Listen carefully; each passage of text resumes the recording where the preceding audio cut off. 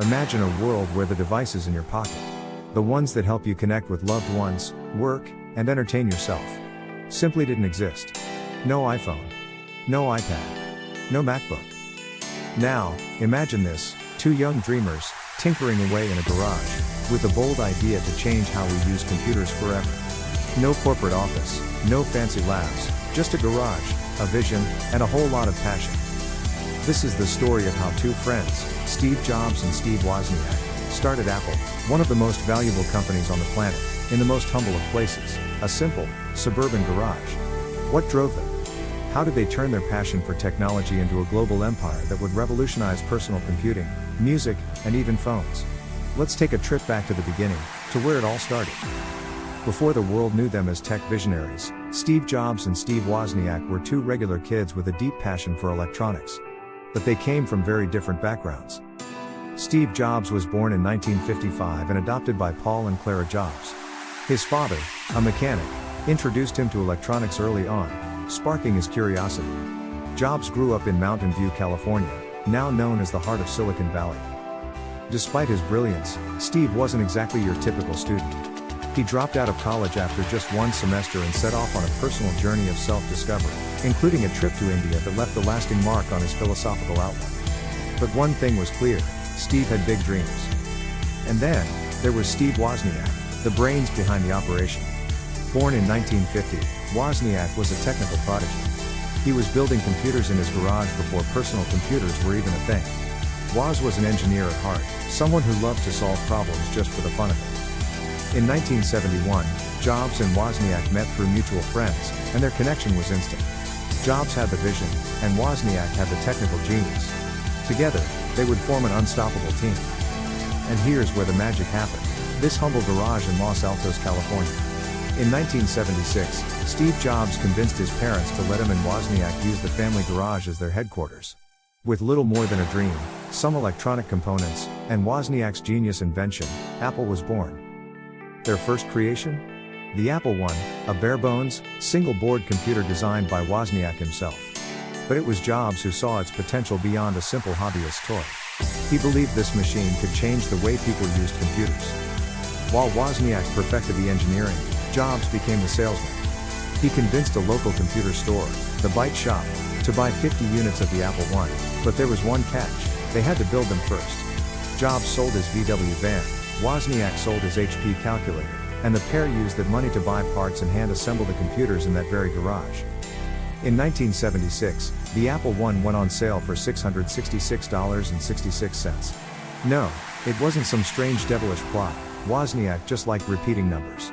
The Apple I wasn't a fully assembled personal computer like we know today. You still needed to add your own monitor and keyboard, but it was a start. But the real breakthrough came in 1977 with the Apple II. This was the first fully assembled personal computer ready to use right out of the box. It came with color graphics, a huge leap forward, and an easy-to-use keyboard. Suddenly, computers weren't just for hobbyists and big corporations. They were something anyone could use. The Apple II was sleek, stylish, and powerful. It was everything Jobs had dreamed of, a computer for the masses. And it came at the perfect time. The Apple II became a huge success, especially when it was paired with a game-changing piece of software, VisiCalc. VisiCalc was the first spreadsheet software ever created for personal computers. It turned the Apple II from a cool gadget into a must-have tool for businesses and accountants. And suddenly, Apple wasn't just a small startup in a garage. It was becoming a major player in the tech world. With success came growing pains. In 1977, Apple attracted the attention of venture capitalist Mike Markula, who invested $250,000 in the company. Markula provided not just money but also valuable business expertise, helping Jobs and Wozniak navigate the complex world of tech startups. But Apple wasn't alone in the personal computing revolution. Major companies like IBM were entering the market, and the competition was fierce. To stay ahead, Apple needed to innovate, fast. Their next big project was the Apple Lisa, followed by the groundbreaking Macintosh in 1984. The Macintosh wasn't just another computer, it was a revolution in design and user experience.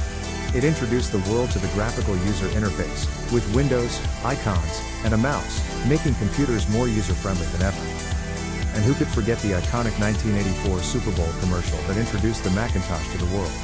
Directed by Ridley Scott, This ad painted Apple as a rebel in a world dominated by Big Brother - an obvious jab at IBM. The commercial was bold, provocative, and unforgettable.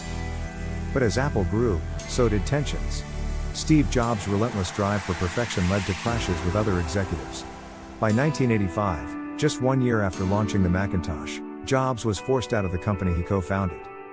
Jobs wasn't done though. He went on to found Next, a company focused on high-end workstations, and then took over a little animation studio called Pixar. Yes, that Pixar. Meanwhile, Apple struggled without Jobs at the helm. The company's product lineup became increasingly bloated, and they faced stiff competition from Microsoft and the rise of Windows. By the mid-1990s, Apple was on the brink of collapse. But then, in 1997, Apple made a bold move. They brought Steve Jobs back. And with Jobs' return came a new era of innovation that would change everything. Under Jobs' leadership, Apple introduced the iMac, iPod, iPhone, and iPad, products that would revolutionize entire industries. The garage startup had grown into a global tech empire, all because two friends had a vision and refused to give up. From a tiny garage in Los Altos to the world stage, the story of Apple is proof that big dreams can come from humble beginnings. Steve Jobs and Steve Wozniak didn't just build computers, they built a legacy of innovation, design, and creativity that continues to shape the future. And while Apple may have outgrown its humble roots, the spirit of that garage, the drive to think differently and challenge the status quo, lives on in every product, every innovation, and every bold idea they bring to life. Thanks for watching. If you enjoyed this video, don't forget to like, subscribe, and hit that bell icon to stay updated on more stories of innovation and success.